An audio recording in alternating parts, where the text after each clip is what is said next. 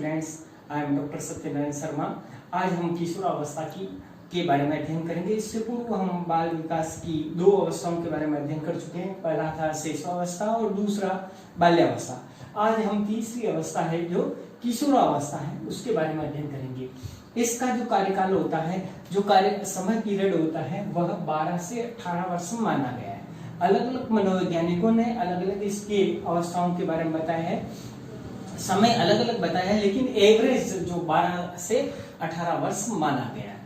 अब इसके किशोरावस्था का मतलब यह है कि परिपक्वता की ओर जाना है। इस शब्द की उत्पत्ति अंग्रेजी भाषा के एडोलसेंस नामक अंग्रेजी शब्द से हुई है, जिसका हिंदी अनुवाद परिपक्वता की ओर बढ़ना है।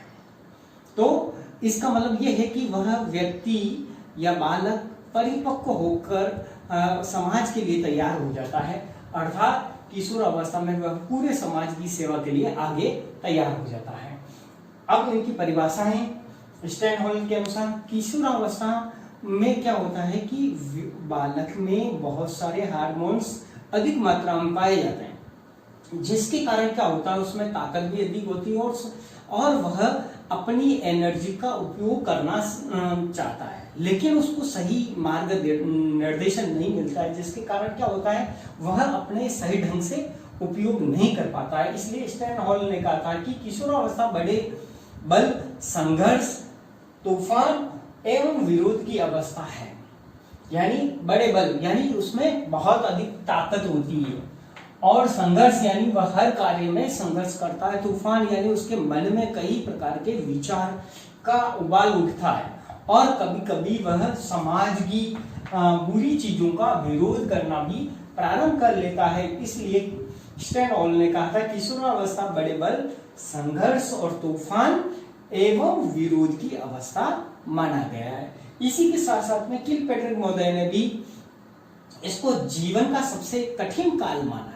जीवन का कठिन काल इसलिए है क्योंकि इस समय व्यक्ति को सही मार्ग निर्देशन यदि मिल जाता है तो वह अब हमारे देश का अच्छा नागरिक बन सकता है, और उसको सही मार्ग यदि निर्देशन नहीं मिले तो वह एक अयोग्य नागरिक बनेगा। और तो इनका मानना यह था कि किशोरावस्था जीवन का सबसे कठिन काल माना जाता है।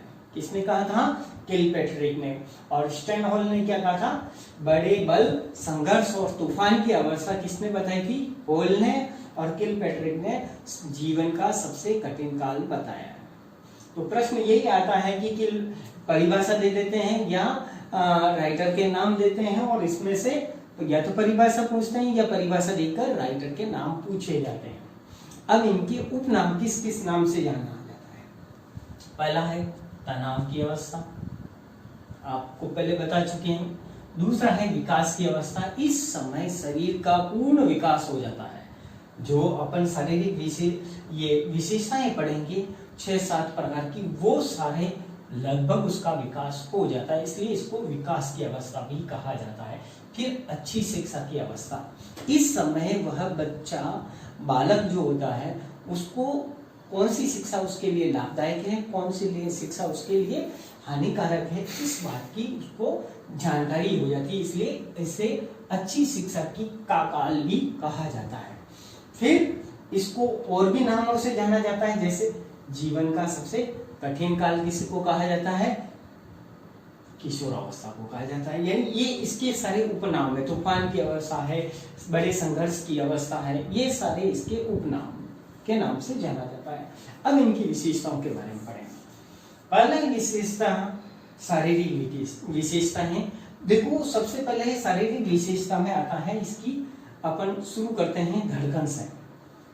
इस समय धड़कन 72 बार 1 मिनट में धड़कती है। कितनी बार? 72 बार, जो कि बाल्यावस्था में 100 थी और शिशुअवस्था में 130 थी। तो धड़कन इसकी इस समय कितनी हो जाती है? 72 बार 1 मिनट में हो जाती है। ठीक है ना। फिर हड्डियों की संख्या के बारे में आते हैं, तो इस समय आते हड्डियों की संख्या कितनी हो जाती है? 206 हड्डियां हो जाती हैं।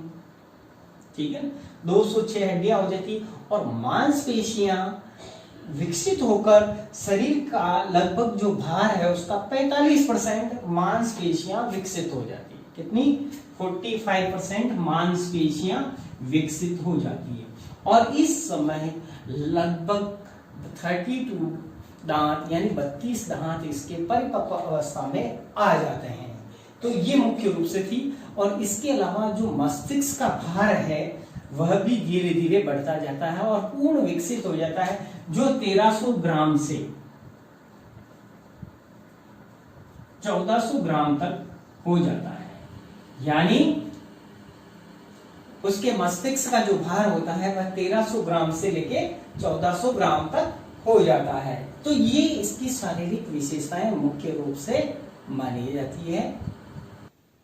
अब अपन मानसिक विकास के बारे में अध्ययन करेंगे। तो मानसिक विकास का मतलब यह है कि उसके मस्तिष्क का लगभग पूर्ण विकास हो जाता है और मन में कई सारे प्रश्न चलते हैं और वह बड़े बड़े सपने देखना प्रारंभ करता है, कल्पना में खोया रहता है और कल्पना शक्ति का विकास इसमें बहुत अधिक मात्रा में होता है। वह बड़े बड़े सपने देखता है और सपने देखने के साथ साथ में वह परिश्रम करने का भी प्रयास करता है और इस सपने के साथ में दिवा स्वप्न जिसको कहते हैं, इसके साथ साथ में वह अपना खुद का मूल्यांकन करना भी सीख लेता है। इस प्रकार उसका मानसिक विकास हो जाता है। फिर है बालक, तीसरी जो विशेषता है सामाजिक विकास से संबंधित विशेषता। बालक समाज में रहकर उसका धीरे धीरे सामाजिकरण होता है और सामाजिकरण होने के साथ साथ में क्या होता है, समाज के जो गुणों का विकास है, सामाजिक गुणों का विकास है और उसमें हो जाता है, जिसके कारण क्या होता है, वह सामाजिकरण को अपनाता है। सामाजिकरण का मतलब यह है कि वह समाज के अनुसार अपना समायोजन करना सीख लेता है। इसको हम समायोजन कहते हैं। तो ये सामाजिकरण का विकास किसमें होता है, सामाजिक विकास के अंतर्गत हो जाता है। फिर नैतिक विकास, नैतिक मूल्यों का विकास। समाज में रहकर वह अच्छे व्यक्तियों के साथ में रहता है तो उसमें अच्छे विचार आते हैं, अच्छे आचरण आते हैं, अच्छी आदतें सीखता है और अच्छे गुणों का विकास होता है। और यदि बुरे से व्यक्तियों के साथ में रहता है तो उसमें बुरे विचार आते हैं और बुरे विचारों का उसमें विकास हो जाता है। फिर संवेगात्मक विकास। संवेग मुख्य रूप से पहले भी अपन ने पढ़ा था कि संवेगों का विकास 1 माह के अंतर्गत संवेगों का विकास शुरू हो जाता है और 24 माह तक जब बालक होता है तब तक उसमें सारे संवेग आ जाते हैं। लेकिन क्या होता है कि इनका कब प्रयोग करना है, जैसे संघर्ष है, क्रोध है, प्रेम है, डर है, तनाव है, इन सब का प्रयोग कब करना है, वह इस अवस्था तक आते आते सब कुछ सीख लेता है। फिर लास्ट वाला आता है विशेषता है भाषा का विकास। भाषा का विकास में वह इस अवस्था तक आते आते बालक अपनी भाषा पर पकड़ करना सीख लेता है। वह किस प्रकार का भाषा का प्रयोग, किसके साथ में किस प्रकार बोलना है, किसके साथ में कैसा व्यवहार करना है, उसमें लगभग सारी भाषाओं का विकास हो जाता है। तो आज हमने यहाँ किशोरावस्था की का अर्थ, परिभाषा, उपनाम और उनकी विशेषताओं के बारे में अध्ययन किया है। और इस से जो अगला वीडियो आएगा उसमें हम आगे वाली यूनिट के बारे में अध्ययन करेंगे। और यदि ये आपको पसंद आया हो तो लाइक करें और अपने दोस्तों को शेयर करें। धन्यवाद।